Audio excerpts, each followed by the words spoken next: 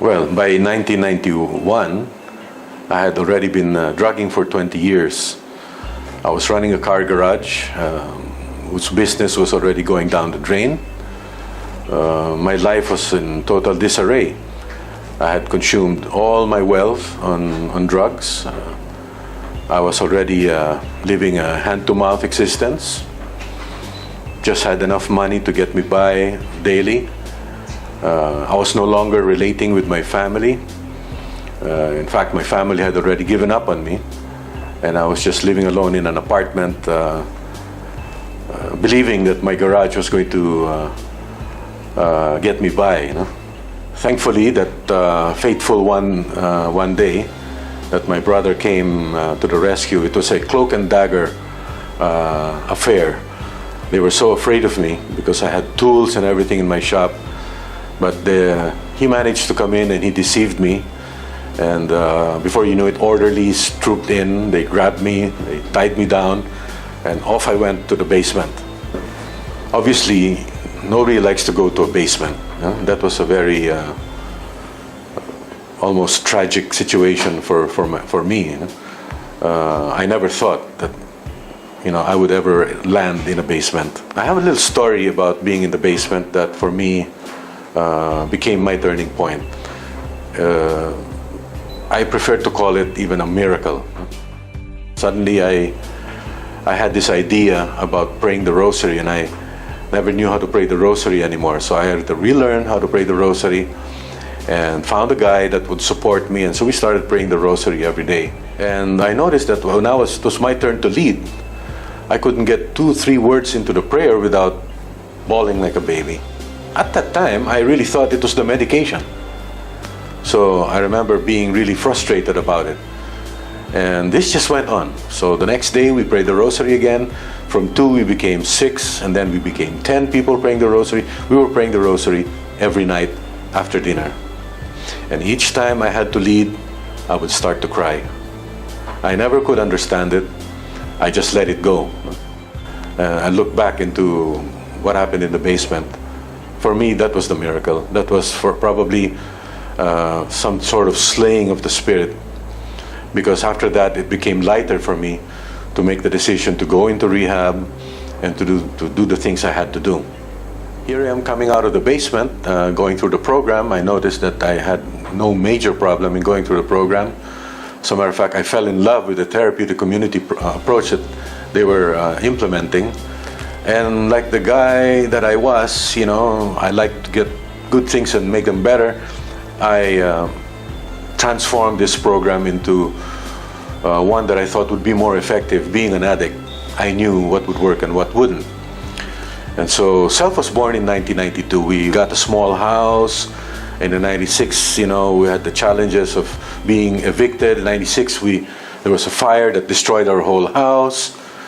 And we moved over to Tagaytay, where we were able to rent another place. And this time we had to rebuild the whole house entirely just to please the owners. This went on for another couple of years before they started to double the rent each time I renewed. No?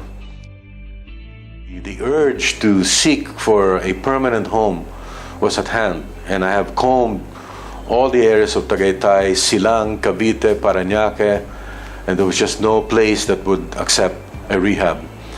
Funny thing about societies, they like the drugs taken care of, but nobody wanted a drug rehab in their neighborhood. So this was really a big problem, and these were the hurdles that I was going through. The rejection, ongoing rejection from society.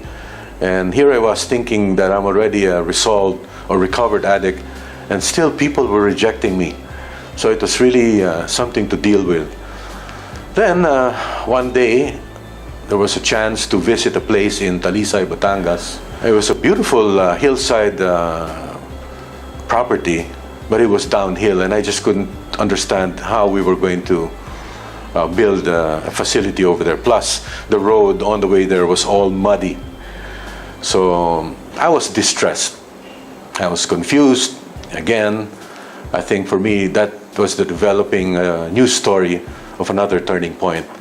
Because I only had God on my side to ask, and I said, look, Lord, if this is to be, it's really up to you. Building the Taalview House was one of my biggest, most major turning points in my life. I entrusted my entire life and resources into building this facility.